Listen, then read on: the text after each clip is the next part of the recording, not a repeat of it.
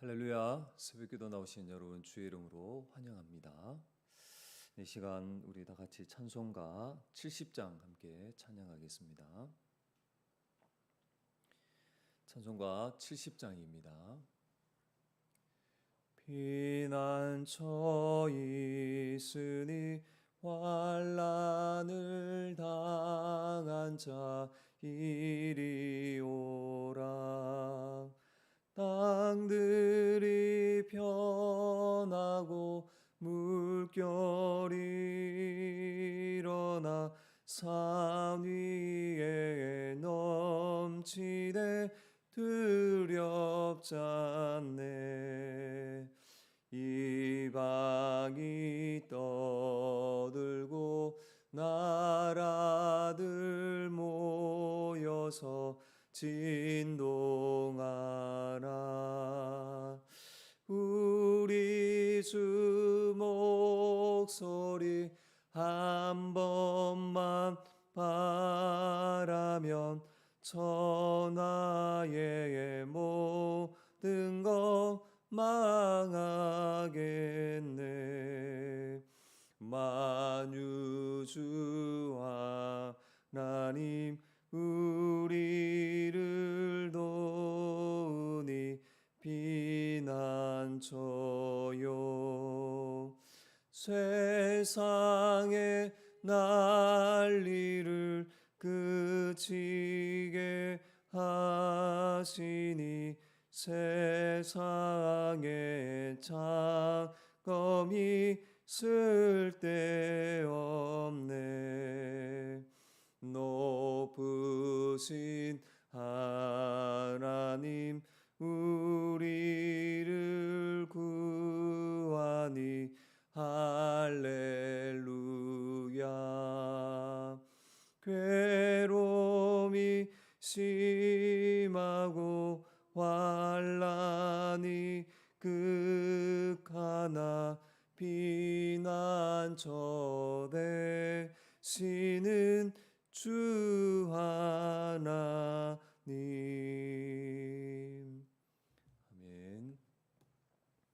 하나님께서 우리에게 주시는 말씀은 신약성경 야고보서 3장 13절에서 18절 말씀입니다.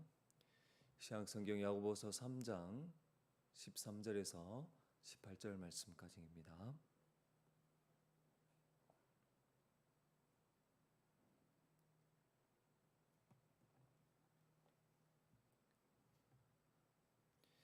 다 찾으신 줄 알고 우리 함께 한 목소리로 읽기 원합니다.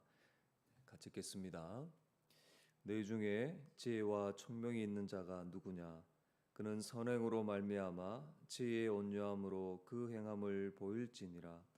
그러나 너희 마음속에 독한 시기와 다툼이 있으면 자랑하지 말라. 진리를 거슬러 거짓말하지 말라. 이러한 지혜는 위로부터 내려온 것이 아니요 땅 위의 것이요 정력의 것이요 귀신의 것이니 시기와 다툼이 있는 곳에는 혼란과 모든 악한 일이 있음이라. 오직 위로부터 난 지혜는 첫째 성결하고 다음에 화평하고 관용하고 양순하며 긍휼과 선한 열매가 가득하고 평강과 거짓이 없나니 화평케 하는 자들은 화평으로 쉬며 의의 열매를 거두느니라. 아멘.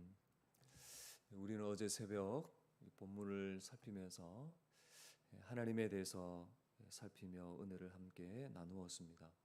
먼저 하나님은 지혜의 온유함으로 우리를 행하게 하신다고 했습니다.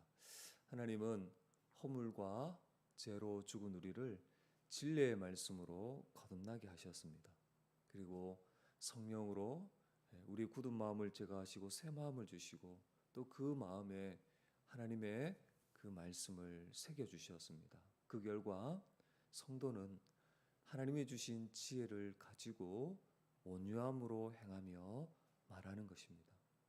두 번째, 하나님은 우리를 화평케 하는 자가 되게 하셨습니다. 하나님은 화평이신 그리스도의 십자가로 우리의 모든 이 관계 속에서 원수된 것을 완전히 제거하셨습니다. 이제 우리는 십자가로 말미암아 한 몸을 이루어 예수님처럼 화평케 하는 자들입니다.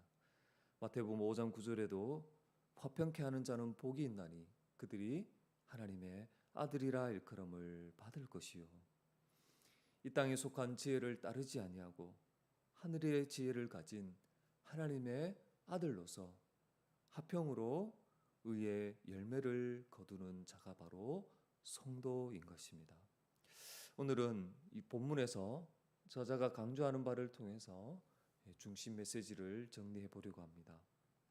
먼저 반복과 비슷하게 표현되는 그런 표현들이 있습니다. 먼저 지혜가 계속해서 반복이 되고 있죠. 1절, 15절, 17절 말씀입니다. 또 보면 위로부터 내려왔다 15절에 또 17절에 위로부터 난 반복이 되고 있고 또 화평이 17절, 18절 통해서 세 번이나 반복이 되고 있습니다. 그래서 우리는 이러한 반복되는 것을 통해서 성도가 가진 그 지혜는 위로부터 난 것이고 또 화평케 함을 이 저자는 강조를 하고 있는 것입니다. 이러한 강조는 대조를 통해서 더욱 분명히 드러나는 것을 우리가 발견할 수가 있습니다. 먼저 13절에 보시면 지혜의 온유함이다 이렇게 나오고 있고 대조되는 것으로서 독한 시기와 다툼이 14절, 16절에 이렇게 두 번이나 반복이 되고 있습니다. 또 앞에서 이제 반복되었던 내용이기도 한데 위로부터 내려왔다 이렇게 표현되고 있고 반대로 대조되는 것이죠. 땅의 것이다. 정욕의 것, 귀신의 것이 15절에 이렇게 서로 대조되고 있습니다. 또 혼란과 모든 악한 일이다 16절에 표현되고 있고요. 또 반대로 성결하고 선한 열매가 가득하다 이렇게 17절에 대조되고 있습니다. 그래서 성도가 가진 지혜는 이제 위로부터 주어진 것으로서 지혜의 온유함으로 행한다는 것입니다. 나타난다는 것이죠. 왜 그렇습니까? 이 지혜의 근원이신 하나님으로부터 주어지는 것이기에 그러합니다. 여러분 아무리 화려하고 지혜와 지식의 말을 한다고 할지라도 질투와 시기, 다툼이 일어난다면 그것은 하나님이 주시는 지혜가 아닌 것이죠. 그 지혜는 이 땅에 속한 것입니다. 그래서 우리는 그 열매를 보고 분별하는 그런 성도가 되어야 하는 것이죠. 명령형도 나오고 있습니다. 거기 14절에 보면 자랑하지 말라, 또 진리를 거슬러 거짓말하지 말라 이렇게 나옵니다. 이 공동체의 분열과 다툼을 조장하면서 그것을 자랑하는 것은 마땅치 않으며 이것은 하나님이 주신 이 지혜로 말미암는 이 온유함으로 행하는 것과는 너무나도 거리가 먼 것이죠. 이것은 결국은 진리를 거스르는 거짓말인 것입니다. 오늘 우리는 이렇게 저자가 강조하는 바를 통해서 이 중심 메시지를 이렇게 정리해 볼 수 있습니다. 성도는 위로부터 난 지혜, 곧 하나님이 주신 지혜를 가진 자라는 것입니다. 하나님은 진리의 말씀으로 성도를 낳으셨습니다. 뿐만 아니라 성령으로 마음판에 그 말씀을 새기셨어요. 그 결과 성도는 이 죄인을 향한 하나님의 그 인도하심과 선하신 뜻을 따라 온유함으로 말하며 행하는 것입니다. 여러분 콩 심은데 콩이 나는 것, 이것은 너무나도 자연스러운 원리죠. 마음에 이처럼 하나님의 지혜의 말씀이 새겨져 있기 때문에 성도는 온유함의 그 특징이고 온유함을 드러낸다는 것입니다. 하늘의 지혜와 총명을 가진 자로서 다른 사람을 향한 이 온유한 태도는 바로 우리가 바로 하나님의 지혜를 가졌다는 것을 또한 드러내는 것입니다. 나는 참된 지혜를 가진 자라고 스스로 주장하지만 거기에 화평이 아니라 시기와 다툼의 열매가 맺힌다면 그것은 위로부터 난 지혜가 아님이 분명한 것입니다. 여러분 앞서 야고보는 그 1장에서 사람이 성내는 것이 무엇을 이루지 못한다고 했습니까? 하나님의 의를 이루지 못한다고 하면서 그것은 모든 더러운 것과 넘치는 악이라고 분명히 규정했습니다. 하나님 주신 지혜를 가지고 급하게 말하고 막 자기의 그 어떤 그것을 따라서 막 욕심을 따라 성내는 모습은 하나님의 의와는 일치하지 않는 것이죠. 마찬가지로 하늘의 지혜를 가진 이 성도의 말로 인해서 다툼과 시기심에 의한 막 경쟁들이 일어나고 거기에 막 분노가 일어난다면 이것은 하나님의 의를 이루지 못하는 너무나도 부끄러운 모습이고 그것은 참된 지혜가 아니라 거짓 지혜인 것입니다. 주 안의 사랑 여러분, 성도는 이 세상의 지혜가 아닌 하나님의 그 진리의 말씀, 그 말씀이 마음에 새겨져서 하나님이 주신 지혜를 가진 자입니다. 이것을 믿고 오늘도 하늘의 지혜로 살아가는 저와 여러분이 될 수 있기를 바랍니다.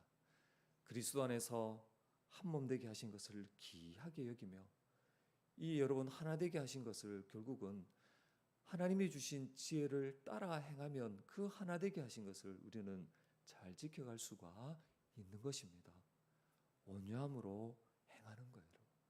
온유함으로 말하며 온유함으로 서로 지체를 여러분 받아낼 때 우리는 하나님께서 하나 되게 하신 것을 힘써 지켜갈 수 있게 되는 것이죠. 이러한 은혜가 저와 여러분 가운데 넘치시기를 간절히 부탁을 드리겠습니다. 기도하겠습니다.